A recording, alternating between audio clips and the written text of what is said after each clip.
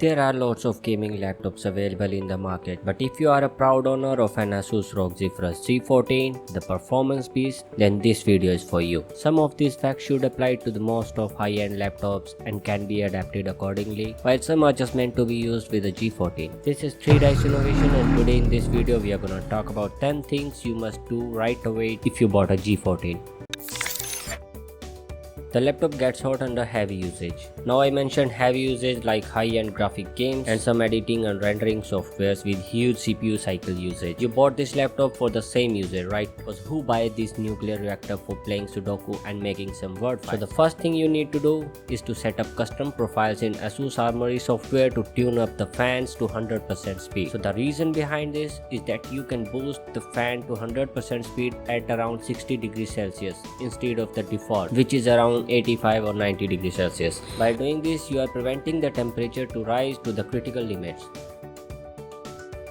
There's an unofficial tweak also, where you can disable the aggressive processor boost for better temperature management. For doing that, you need to do some registry tweaks. Press Windows plus R at the same time and type in REGEDIT. Then navigate to the following folder to find the entry that we wish to change. Just take a screenshot of this screen and navigate to the folder that we need. Here, double click on the attributes and change the value from 1 to 2. After that, hit OK and search for power plans. Find processor power management and disable the turbo.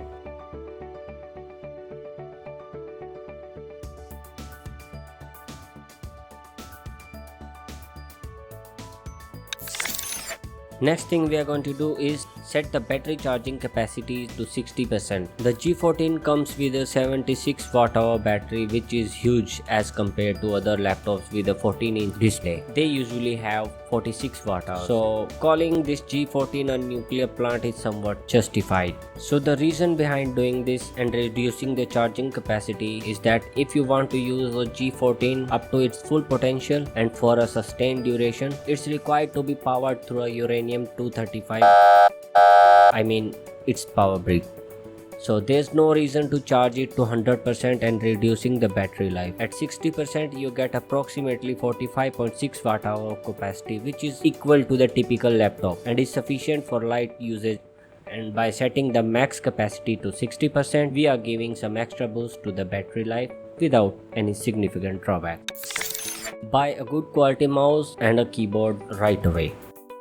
The laptop gets hot to the extent where you cannot touch the keys comfortably. It's better to connect an external set of keyboard and a mouse while playing games or doing some graphic intensive work. You can go wild with the key press depending on the intense situation in the game and also lengthening the life of your main keyboard. I prefer to go with the wired one from a latency point of view. The cheap wireless set is not recommended for gaming and content creation. Don't go with the ones with the numeric keypad as they won't fit inside your bag for a 14-inch laptop if you want to keep the keyboard with you on a travel.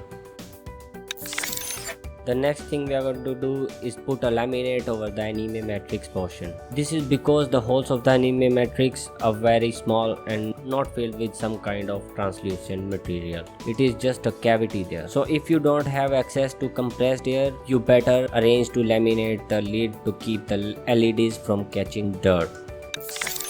You don't have a Type-C hub? Go and get one.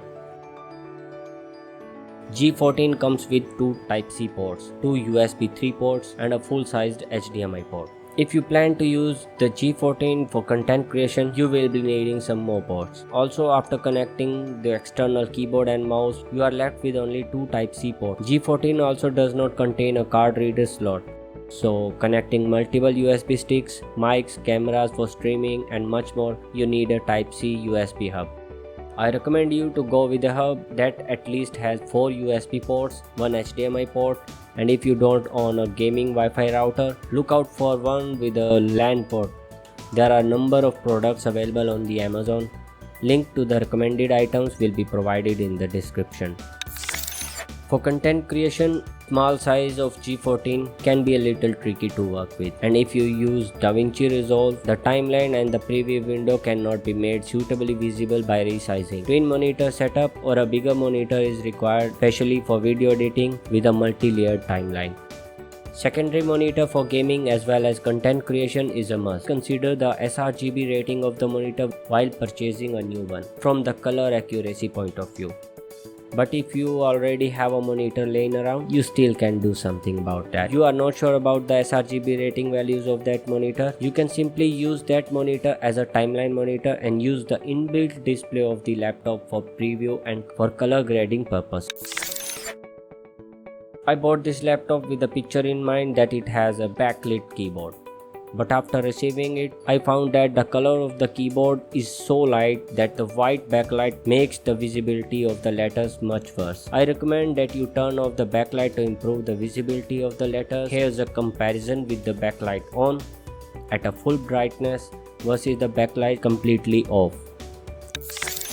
The McAfee antivirus was pre-installed when I received this laptop, and I found that it was creating a lag in every window that I opened. After plugging the USB stick, it starts to look for any bloatware or viruses and delays the opening process for the USB, understandably. So I leave it to you. If you are brave enough to compromise the security that McAfee might provide over the little delay. If you plan to use the laptop while traveling and at different locations, I recommend that you buy a suitable backpack for the same. If you wish to carry the external mouse, keyboard with you, also it's much handier to carry all the extra accessories like power brick, Type-C hub and any external drives. This is the reason I told you to do not go with a keyboard with a numeric keypad, so you can adjust the keyboard in the 14-inch laptop bag. This is for the lazy ones. If you are planning to use the G14, a beast, while sitting in your bed, I recommend you to buy a laptop stand or whatever it is called. The reason behind buying such an ugly item is a bit logical. The laptop gets hot and the air intake ports are at the bottom of this laptop. If you place the laptop on a blanket or on your thighs, the air intake will be blocked and the laptop will heat up quickly and reduces the performance at higher temperature. If you want to use this laptop by placing it on your thighs, then your ability to produce kids might be at risk. That's all what I think is a must to do after buying a gaming laptop. If you think I told anything which is wrong, and if you want to add anything to the list, please comment below so I and everyone else can adapt that. If you want me to make such videos, consider liking this video and I will be back with another one. So see you in the next one.